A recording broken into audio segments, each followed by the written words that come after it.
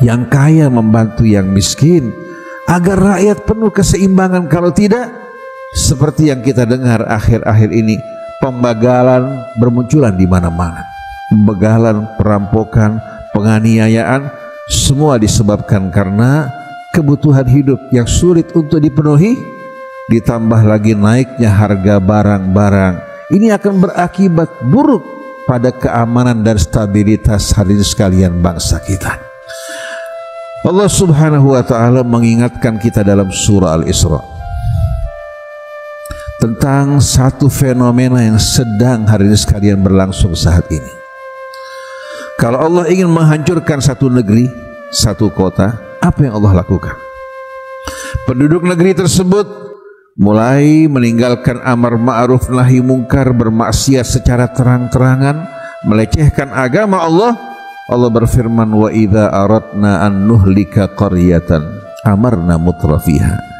Kalau kami ingin menghancurkan satu negeri, satu kota, amarna mutrafiha, kami biarkan orang-orang yang berkuasa, yang menjadi ikutan, yang menjadi sorotan, orang-orang yang gemar hidup bermewah-mewahan. Bahkan media massa juga mendukung ke arah tersebut. Mereka melakukan selfie terhadap berbagai macam hadirin sekalian, pola dan cara hidup mereka, dari mulai fashion sampai kepada makanan, sampai kepada kendaraan. Mulai mereka saling menonjolkan diri mereka. Dalam qiraat yang lain, amarna mutrafiha, kami angkat para pemimpin mereka, orang-orang yang tenggelam dalam kemewahan. Fafasaqu fiha, mereka mulai tenggelam dalam perbuatan fasik, bekerja sama bersama rakyat yang hanyut. Fahaqqa 'alaihal qaul, hingga tiba pada batas limit di mana Allah Subhanahu wa ta'ala menetapkan untuk menghancurkan mereka. Fadammarnaha tadmira, maka kami hancurkan dan sehancur-hancurnya.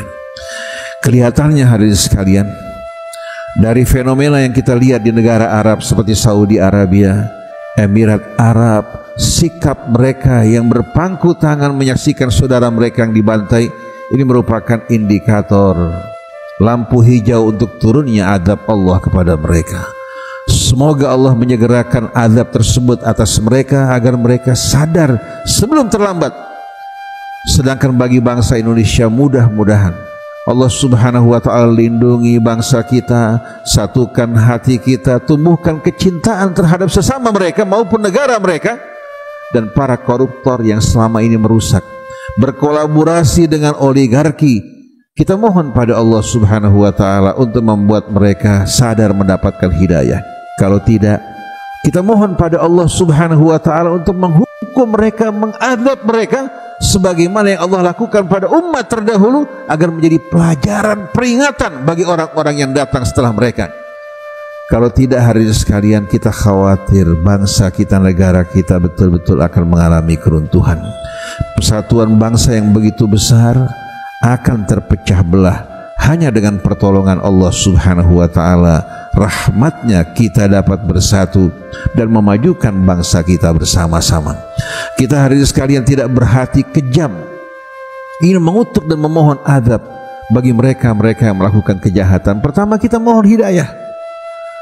Tapi kalau sudah sampai melecehkan agama Allah, mempermainkan hukum, menindas rakyat-rakyat yang lemah, membuat mereka hidup sengsara dan mereka tidak sadar bertobat, semoga Allah turun tangan dengan tangannya, melakukan pembersihan dan mengembalikan negeri kita ke dalam keadaan yang betul-betul digambarkan Allah, baldatun thayyibatun wa rabbun ghafur.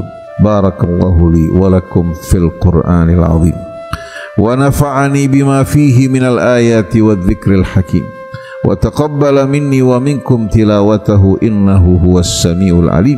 Wa aqulu qawli hadha wa astaghfirullahal azim wa atubu ilaih wastaghfiruh innahu huwal ghafurur rahim.